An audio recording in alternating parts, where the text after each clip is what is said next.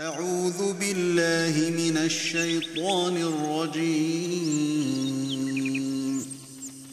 قل هذه سبيلي أدعو إلى الله على بصيرة أنا ومن اتبعني وسبحان الله وما أنا من المشركين۔ آپ کہہ دیجئے میری راہ یہی ہے، میں اور میرے متبعین اللہ کی طرف بلا رہے ہیں پورے یقین اور اعتماد کے ساتھ، اور اللہ پاک ہے اور میں مشرکوں میں نہیں۔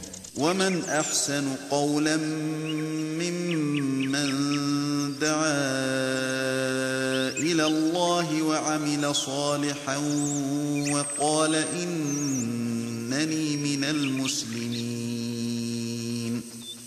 ولا تستوي الحسنة ولا السيئة ادفع بالتي هي أحسن فإذا الذي بينك وبينه عداوة كأنه ولي حميم وما يلقاها إلا الذين صبروا وما يلقاها إلا ذو حظ عظيم۔ اور اس سے زیادہ اچھی بات والا کون ہے جو اللہ کی طرف بلائے اور نیک کام کرے اور کہے کہ میں یقیناً مسلمانوں میں سے ہوں۔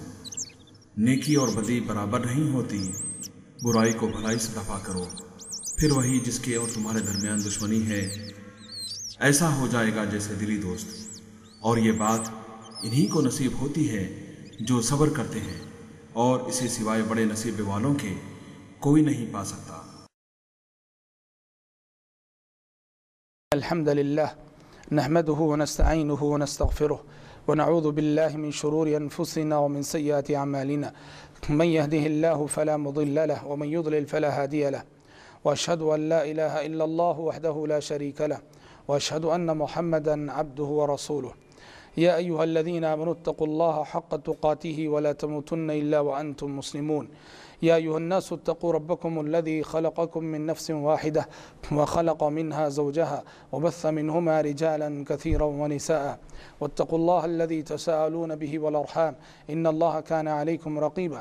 يا أيها الذين آمنوا اتقوا الله وقولوا قولا سديدا يصلح لكم أعمالكم ويغفر لكم ذنوبكم، ومن يطع الله ورسوله فقد فاز فوزا عظيما۔ أما بعد فإن خير الحديث كتاب الله، وخير الهدي هدي محمد صلى الله عليه وسلم، وشر الأمور محدثاتها، وكل محدثة بدعة، وكل بدعة ضلالة، وكل ضلالة في النار۔ أعوذ بالله السميع العليم من الشيطان الرجيم من همزه ونفخه ونفثه۔ يا أيها الذين آمنوا هل أدلكم على تجارة تنجيكم من عذاب أليم تؤمنون بالله ورسوله وتجاهدون في سبيل الله بأموالكم وأنفسكم ذلكم خير لكم إن كنتم تعلمون۔ محترم بھائیو، سورة الصف کی جو آیت میں اللہ نے فرمایا اشترى من المؤمنین انفسهم واموالهم بان لهم الجنہ، اللہ تعالیٰ نے اہل ایمان سے ان کی جانیں خرید لی ہیں، ان کے مال خرید لیے، ان کی دولت خرید لی ہے جنت کے بدلے میں۔ یہاں بھی دیکھیے اللہ تبارک و تعالیٰ نے مومن کی جو عملی زندگی ہے، مومن جو قربانیاں دیتا ہے اپنی جان کی، اپنے مال کی، اس کو ایک بزنس اور ایک تجارت سے اللہ تعالیٰ نے تشبیہ دی ہے۔ اور سورہ فاطر میں فرمایا ان الذين يتلون كتاب الله واقاموا الصلاه وانفقوا مما رزقناهم سرا وعلانيه يرجون تجاره لن تبور۔ اللہ تعالیٰ نے فرمایا جو لوگ کتاب الہی کی تلاوت کرتے ہیں، جو لوگ قرآن مجید کی تلاوت کرتے ہیں، نماز قائم کرتے ہیں، اور ہمارے دیے ہوئے مال میں سے دکھا کر بھی اور چھپا کر بھی خرچ کرتے ہیں، یہ ایسی تجارت کے امیدوار ہیں جس تجارت میں کوئی گھاٹا نہیں، کوئی نقصان کا اندیشہ نہیں۔ تو بھائیو، ان آیتوں سے آپ کو پتہ چلا کہ اللہ تبارک و تعالیٰ نے مومن کی عملی زندگی کو ایک تجارت سے تشبیہ دی ہے، مگر یہ تجارت کیسی تجارت ہے؟ یہ تجارت یہ جنت کا سودا ہے، یہ دنیاوی منافع کی تجارت نہیں، یہ جنت کا سودا ہے، یہ آخرت کی تجارت ہے، آخرت بنانے والی اور آخرت کمانے کی تجارت ہے۔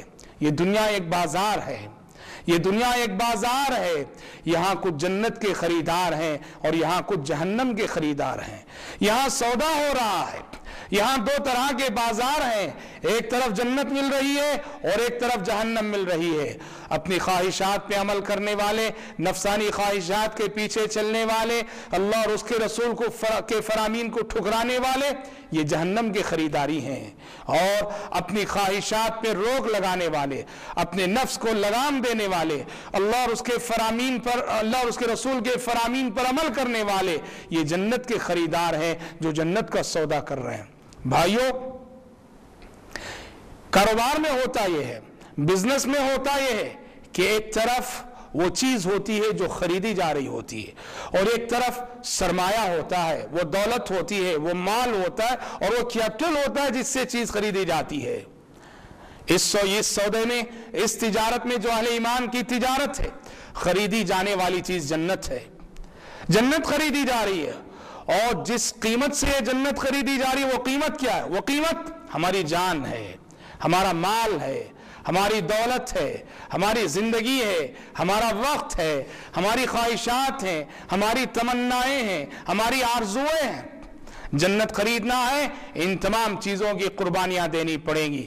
جان کی قربانی، مال کی قربانی، خواہشات کی قربانی، ارمانوں کی قربانی، ارمانوں خواہشات کی قربانی کے بعد ہی جنت ملا کرتی ہے، یاد رکھنا۔ اور جنت محض تمناؤں سے نہیں ملا کرتی، جنت صرف آرزوؤں سے نہیں ملا کرتی، اور جنت کا حاصل کرنا کوئی آسان کام نہیں۔ جنت کو حاصل کرنے کے لیے ہمیں اور آپ کو اس کی بڑی بھاری قیمت چکانی پڑے گی۔ قرآن مجید نے کہا ام حسبتم ان تدخلوا الجنہ ام حسبتم ان تدخلوا الجنہ ولما يأتكم مثل الذين خلوا من قبلكم مستهم البأساء والضراء وزلزلوا حتى يقول الرسول والذين آمنوا معه متى نصر الله۔ قرآن خطاب کر کے کہتا ہے اے مومنو، کیا تم سمجھ رکھے ہو کہ جنت میں تم ایسی آسانی سے داخل ہو جاؤ گے؟ حالانکہ ابھی تم پر وہ حالات نہیں آئے، حالانکہ ابھی تم پر وہ آزمائشیں نہیں آئیں، حالانکہ ابھی تم پر وہ امتحانات نہیں آئے، جو امتحانات اور جو آزمائشیں کہ تم سے پہلے گزرے ہوئے اہل ایمان پہ گزر چکی۔ مستهم البأساء والضراء، ان پر تکلیفیں آئیں، مصیبتیں آئیں، فقر و فاقہ لاحق ہوا، وزلزلوا، اور اتنی آفتیں آئیں اور ایسی آزمائشوں سے وہ گزارے گئے کہ جھنجھوڑ دیے گئے۔ حتی یقول الرسول والذین آمنوا معه متى نصر اللہ، یہاں تک کہ اللہ کی مدد کا انتظار کرتے کرتے پیغمبر بھی اور پیغمبر کے ساتھ جو اہل ایمان تھے وہ پکار اٹھے، اللہ کی مدد کب آئے گی، اللہ کی مدد کب آئے گی۔ یہ آیت ہم سب سے مخاطب ہے۔ نزول قرآن کے زمانے میں یہ آیت صحابہ سے مخاطب تھی، صحابہ سے مخاطب ہو کے کہہ رہی تھی اے نبی کے صحابیوں، تمہیں ان کٹھن مراحل سے گزرنا پڑے گا جن مراحل سے تم سے پہلے گزرے ہوئے اہل ایمان گزر چکے، کہ ان میں سے کسی کو آرے کے ذریعے سے چیر کر اسی طرح سے دو ٹکڑے کر دیا جاتا جس طرح لکڑی چیری جاتی ہے، اور ان میں سے کسی کو لوہے کی کنگھی کے ذریعے سے اس کے جسم کا گوشت ادھیڑ دیا جاتا تھا۔ تم سے پہلے گزرے ہوئے لوگوں نے جنت کی اتنی بھاری قیمت چکائی ہے، جنت حاصل کرنے کے لیے تمہیں بھی ایسی قیمت چکانی ہے۔ قرآن نے صحابہ سے خطاب کر کے کہا تھا، اب قرآن ہم سے خطاب کر کے کہہ رہا ہے صحابہ کو نمونہ بنا کر۔ ہمیں اس آیت کو یوں سمجھنا چاہیے کہ قرآن ہم سے خطاب کر کے کہہ رہا ہے کیا تم سمجھتے ہو کہ جنت تمہیں آسانی سے مل جائے گی؟ صحابہ کرام رضوان اللہ علیہم اجمعین نے جنت کی جو بھاری قیمت چکائی ہے، جنت کی طلب میں انہوں نے جو قربانیاں دی ہیں، ایسی قربانیاں جب تک ہماری زندگیوں میں نظر نہیں آئیں گی جنت کا ملنا بڑا مشکل ہے۔ اس لیے اللہ کے نبی صلی اللہ علیہ وسلم ایک حدیث میں فرماتے ہیں الا ان سلعۃ اللہ غالیہ، الا ان سلعۃ اللہ غالیہ، لوگو سنو ان سلعۃ اللہ غالیہ، اللہ کا سامان بڑا مہنگا ہے، اللہ تعالیٰ کا سودا بڑا مہنگا ہے۔ الا ان سلعۃ اللہ الجنہ، اور اللہ تعالیٰ کا سامان کیا ہے؟ اللہ تعالیٰ کا سامان جنت ہے۔ اللہ تعالیٰ کا سودا ہے، جنت کا سودا ہے، اللہ کا سامان جنت ہے، اور اسے خریدنے کے لیے بڑی مہنگی قیمت چکانی پڑے گی۔ آپ حضرات صحابہ کرام رضوانُल्लाह علیہم اجمعین کی زندگیوں کو پڑھیے. صحابہ کرام رضوانُल्लाह علیہم اجمعین نے اس جنت کو حاصل کرنے کے لیے کتنی بھاری قیمت چکائی ہے. صحابی رسول عبداللہ بن عمر بن حرام الانصاری رضی اللہ عنہ، یہ مشہور صحابی جابر رضی اللہ عنہ کے والد ہیں. جابر رضی اللہ عنہ بڑے مشہور صحابی ہیں، ان کے والد ہیں عبداللہ بن عمر بن حرام انصاری رضی اللہ عنہ. دیکھو انہوں نے جنت کی کتنی بھاری قیمت چکائی. بوڑھے صحابی تھے، بزرگ صحابی تھے.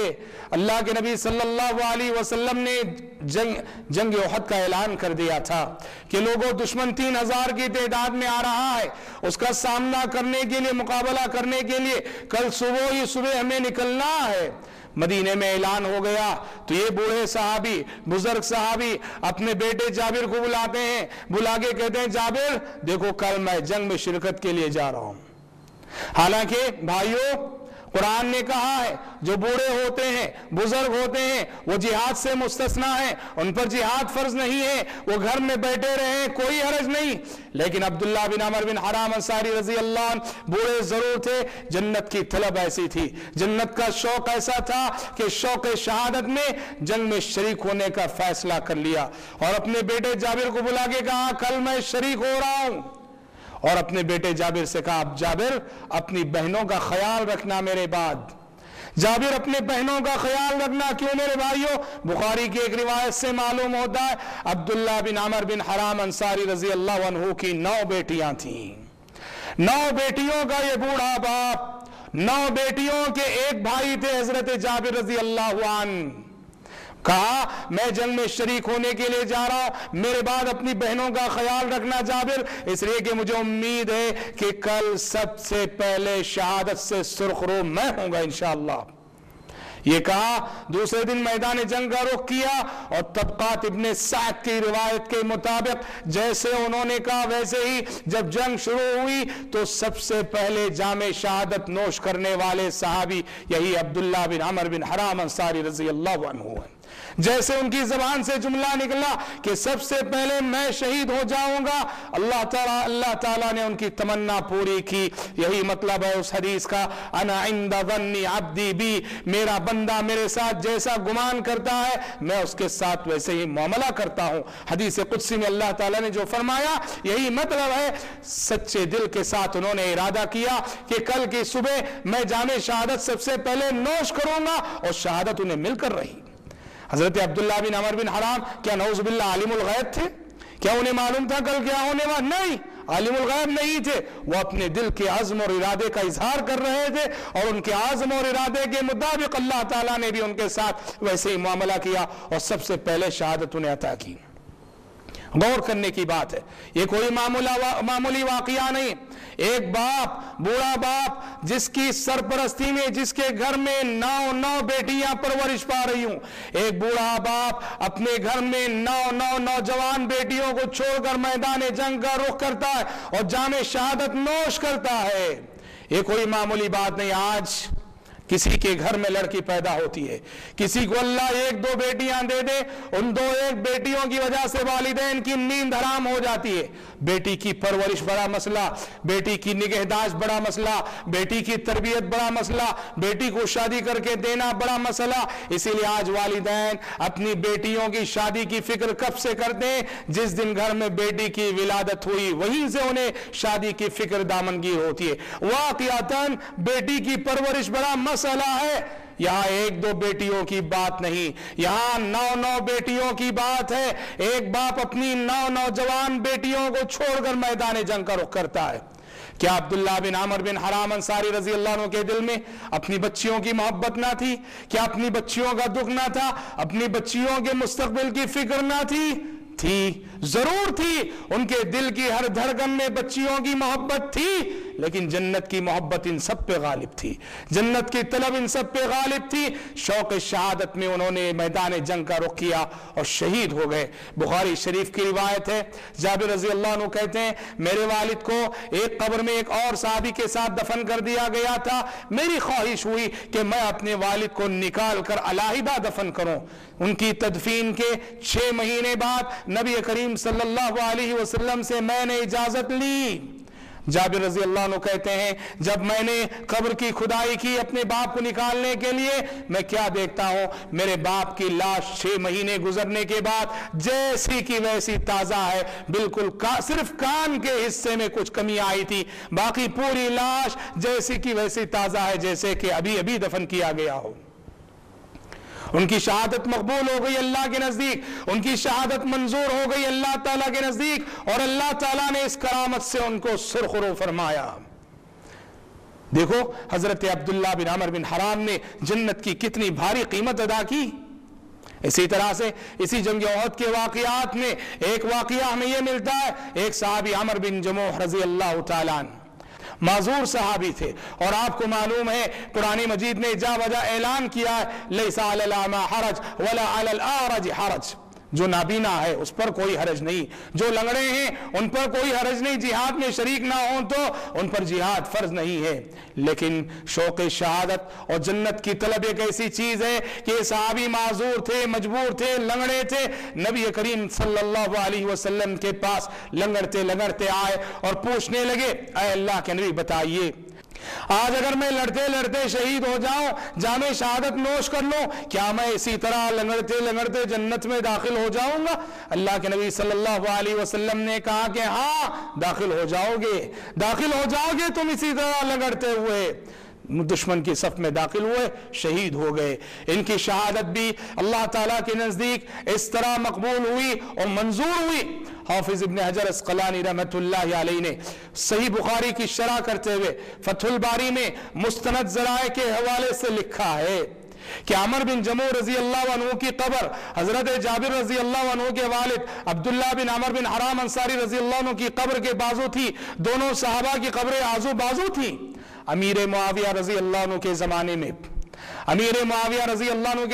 میں یعنی عہد خلاف پورا عہد نبوی گزر گیا، پورا عہد خلافت راشدہ گزر گیا۔ امیر معاویہ رضی اللہ عنہ کے زمانے میں سیلاب آ گیا، اور سیلاب آ کر ان کی قبر سے مٹی ہٹ گئی، لاشیں باہر آ گئی۔ دنیا والوں نے دیکھا 45 سال کا عرصہ ان کی تدفین پہ گزر چکا تھا، لیکن ان دونوں کی لاشیں جیسی کی ویسی تازہ تھیں۔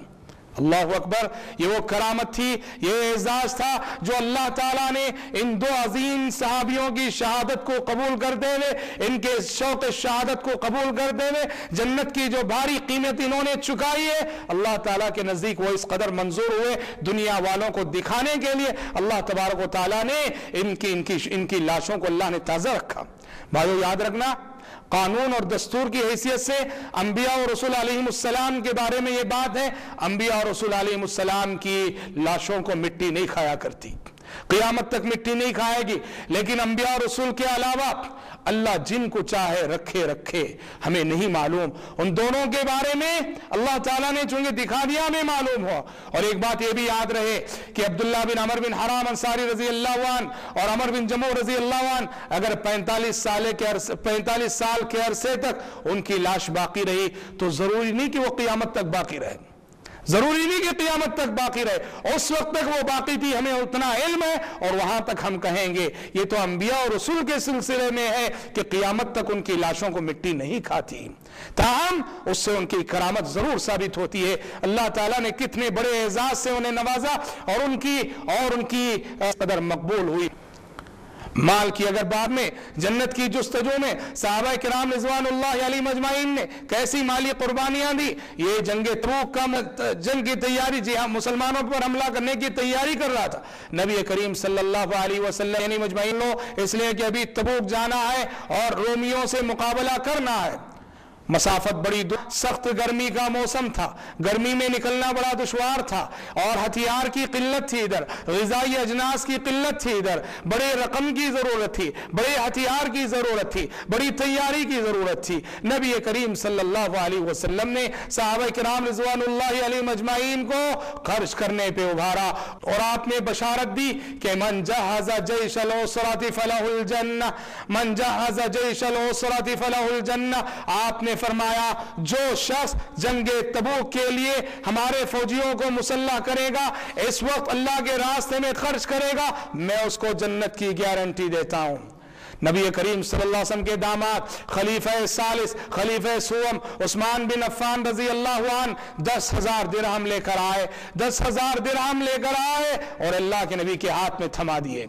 दिरहम की क्या कीमत थी अंदाजा लगाओ। आहदे नबवी में 1-2 दिरहम में एक बकरी आ जाया करती थी। 10,000 दिरहम लेकर आए, नबी करीम सल्लल्लाहु अलैहि वसल्लम के हाथ में थमा दिया। अल्लाह के नबी सल्लल्लाहु अलैहि वसल्लम उस्मान बिन अफ़्फ़ान रजी अल्लाह अन्हु के लाए हुए दिरहमों को अपने हाथ में लिए हुए थे, एक हाथ से दूसरे हाथ में मुंतकिल कर रहे थे और फरमाए जा रहे थे मा ज़र्रा इब्न अफ़्फ़ान मा अमिला बाद हाज़ल यौम। आपने कहा उस्मान बिन अफ़्फ़ान ने आज वो नेकी कर ली है, वो अमल कर लिया है, आज के बाद उस्मान बिन अफ़्फ़ान जो चाहे कर ले, अब जन्नत में जाने से उसे कोई चीज नहीं रोक सकती। इसी मौके पर मजीद माल की जरूरत थी। नबी करीम सल्लल्लाहु अलैहि वसल्लम मिंबर पर चढ़ गए, सहाबा किराम रिज़वानुल्लाहि अलैहिम अजमईन से खिताब करके उभारा, उन्हें खर्च करने पे उभारा, उन्हें इंफाक की तालीम दी और कहा कि हमें बड़ी जरूरत है, इस वक्त फौजियों को मुजाहिदीन की तैयारी के लिए बड़ी जरूरत है, लोगों खर्च करो। कौन है जो अल्लाह के रास्ते में खर्च करेगा?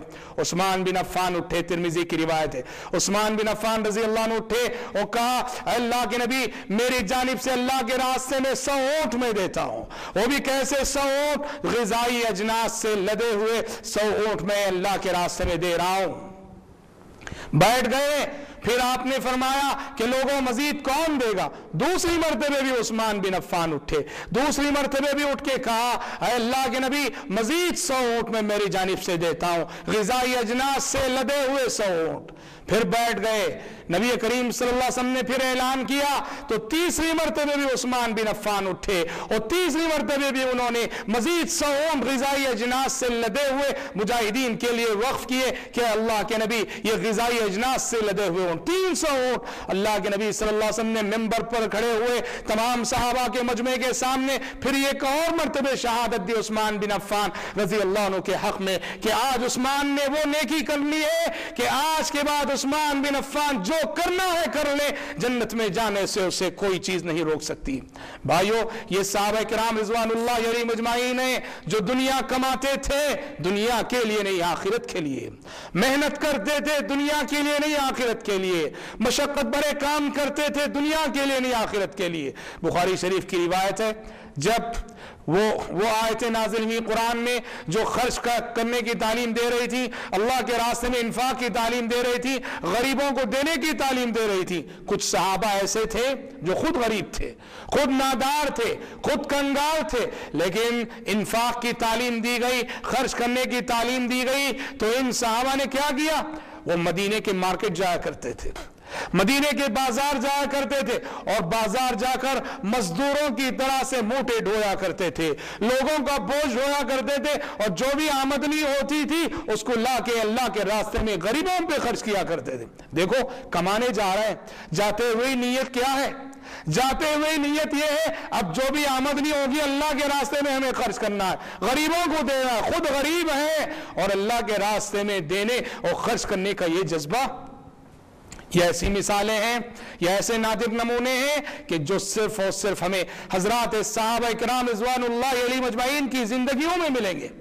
आसमान से वही नाजिल हुई लन तनालुल बिर्रा हत्ता तुनफिकू मिम्मा तुहिब्बून, वही नाजिल हुई कि लन तनालुल बिर्रा हत्ता तुनफिकू मिम्मा तुहिब्बून, कि उस वक्त तक तुम हकीकी नेकी को नहीं पा सकते जब तक कि अपनी पसंदीदा चीज को भी अल्लाह के रास्ते में खर्च कर दो। जन्नत चाहते हो तो अपनी पसंदीदा चीज को अल्लाह के रास्ते में खर्च करो। हम खर्च जरूर करते हैं लेकिन हम में से कौन कितने ऐसे हैं कि जो अल्लाह के रास्ते में पसंदीदा चीज को देते हो? हम गरीब को खिलाते हैं, खाना देते हैं, कब देते हैं? घर वाले सब खाकर जब बच जाता है, खाना सड़ जाता है, वो खाना उठा के देते हैं।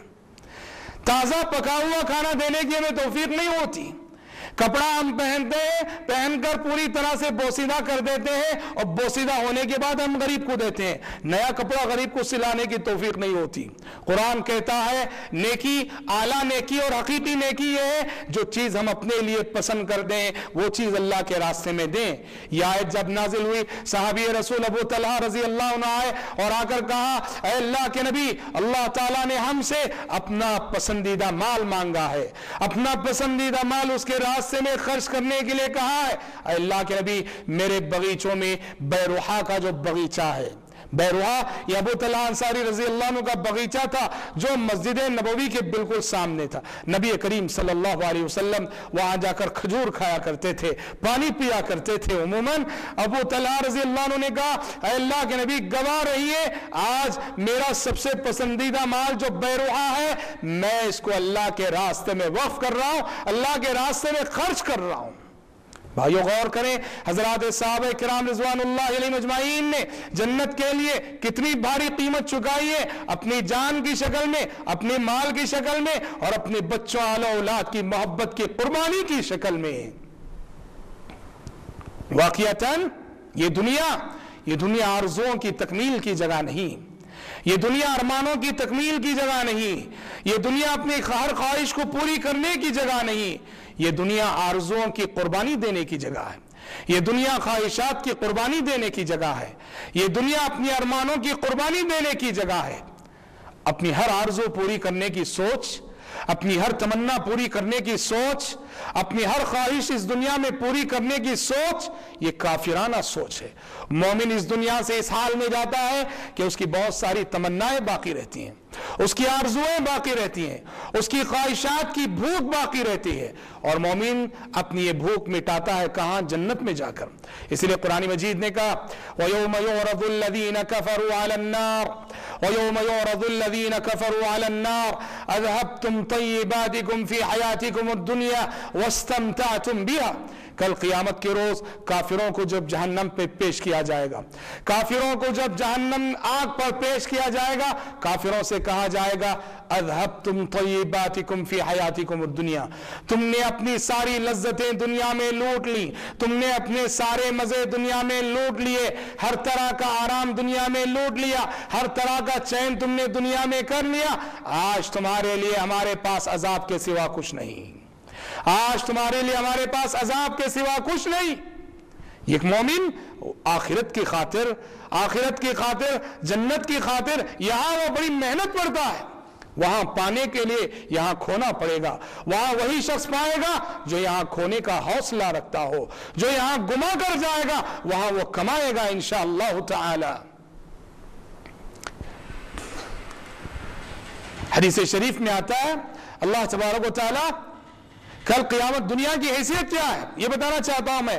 کل قیامت کے روز اللہ تبارک و تعالی ایک شخص کو جو کہ دنیا کا سب سے آرام پسند شخص، جس کی زندگی بڑے چین میں گزری ہوگی، سکون میں گزری ہوگی، عالیشان بنگلوں میں رہا ہوگا، اور تکلیف کیا چیز ہے، غم کیا چیز ہے، ٹینشن کیا چیز ہے اسے کوئی خبر نہ ہوگی. پوری انسانی تاریخ کا سب سے مالدار ترین شخص اور سب سے آرام پسند شخص، اس کو لایا جائے گا کل قیامت کے دن، اور لا کر ایک سیکنڈ کے لیے، ایک منٹ کے لیے جہنم میں ڈبو کر اٹھایا جائے گا، اور اس سے پوچھا جائے گا جانتا ہے آرام کسے کہتے ہیں، جانتا ہے سکون کسے کہتے ہیں، جانتا ہے کہ راحت کسے کہتے ہیں؟ ایک سیکنڈ کی تکلیف نے دنیا کی ساری راحت بھلا دی ہوگی. وہ کہے گا پروردگارا مجھے نہیں معلوم کہ آرام کسے کہتے ہیں، مجھے نہیں معلوم کہ راحت کسے کہتے ہیں، مجھے نہیں معلوم کہ چین اور سکون کس چڑیا کا نام ہے. اور اس کے مقابلے میں ایک مومن لایا جائے گا جو پوری انسانی تاریخ کا سب سے پریشان حال مومن تھا، اللہ اس کے رسول کا فرما بردار تھا، لیکن اس کی زندگی حادثات میں گزری، پریشانیوں میں گزری، ٹینشنوں میں گزری، آفتوں میں گزری. دنیا کا سب سے زیادہ ستایا ہوا انسان، دنیا کا سب سے پریشان حال انسان مومن لایا جائے گا، اور ایک سیکنڈ کے لیے جنت کی سیر کرائی جائے گی، اور اس کے بعد اللہ تعالیٰ اس سے پوچھیں گے کیا تو جانتا ہے تکلیف کسے کہتے ہیں، مصیبت کسے کہتے ہیں، آفت کسے کہتے ہیں، اور ٹینشن کسے کہتے ہیں؟ ایک سیکنڈ کی جنت کی سیر دنیا کی ہر قسم کی تکلیف کو بھلا دے گی. وہ کہے گا پروردگارا ایسی نعمتوں میں خود کو محسوس کر رہا ہوں کہ تکلیف کسے کہتے ہیں، مصیبت کس چڑیا کا نام ہے، مجھے کوئی خبر نہیں. تو بھائیوں کتنی بڑی نادانی ہوگی کہ کوئی انسان اس دنیا کے لیے، جو دنیا فانی ہے، یہاں کی ہر نعمت فانی ہے، یہاں کی ہر نعمت وقتی ہے، یہاں کی ہر نعمت عارضی ہے، یہاں کی ہر نعمت وقتی ہے، اس دنیا کے لیے اس آخرت کو دبا کر لے جو آخرت کے دائمی ہے، جو آخرت کے ہمیشہ رہنے والی ہے، جو آخرت کے ہمیشہ باقی رہنے والی ہے۔ قرآن نے کہا بل تؤثرون الحیات الدنیا والآخرۃ خیر وابقی۔ قرآن نے کہا بل تؤثرون الحیات الدنیا، اے انسانوں تم دنیاوی زندگی کو ترجیح دیتے ہو، تمہارے جینے کا انداز یہ بتاتا ہے کہ تم دنیاوی زندگی کے متوالے ہو، تم دنیاوی زندگی کے عاشق ہو۔ والآخرۃ خیر وابقی، حالانکہ آخرت بہت بہتر اور ہمیشہ باقی رہنے والی ہے۔ لہذا بھائیو، یہ دنیا دی گئی آخرت کمانے کے لیے، جنت کمانے کے لیے۔ کامیاب زندگی وہ ہے جو جنت کی طلب میں لگائی جائے۔ صحابہ کرام رضوان اللہ یعنی مجمعین کا طرز زندگی یہ بتاتا تھا کہ وہ جی رہے ہیں جنت کے لیے، وہ محنت کر رہے ہیں جنت کے لیے، وہ شب و روز ان کے گزر رہے ہیں جنت کے لیے۔ اور آج ہم دنیا کے اس طرح سے عاشق بنے ہوئے ہیں، دنیا کے اس طرح متوالے بنے ہوئے ہیں کہ ہمارے سامنے صرف دنیا دنیا ہی ہے، اور ہم صبح سے شام تک دنیا دنیا کہا کرتے ہیں۔ آخرت ہماری نظروں سے اوجھل ہے۔ یاد رکھنا، آخرت فراموشی کے ساتھ گزاری جانے والی زندگی ناکام زندگی ہے، نامراد زندگی ہے۔ بھلے سے انسان آخرت کو بھول کر کتنا لکھ پتی ارب پتی کیوں نہ بن جائے، کتنا بڑا عہدیدار اور منصبدار کیوں نہ بن جائے، ناکام ہے زندگی، وہ فیل ہے، وہ زندگی ہے، وہ نامراد ہے ایسا شخص۔ رب العالمین سے دعا ہے کہ رب العالمین کہنے والے کو اور سننے والوں کو توفیق عطا فرمائے کہ ہم اپنی زندگیوں کو جنت کے سائے میں گزارا کریں، ہم جنت کی خاطر جئیں، اللہ کی خوشنودی اور اس کی رضا حاصل کرنے کے لیے جئیں۔ اللہ تعالیٰ کہنے والے کو اور سننے والوں کو اس بات کی توفیق عطا فرمائے، آمین۔ وآخر دعوانا ان الحمد للہ رب العالمین۔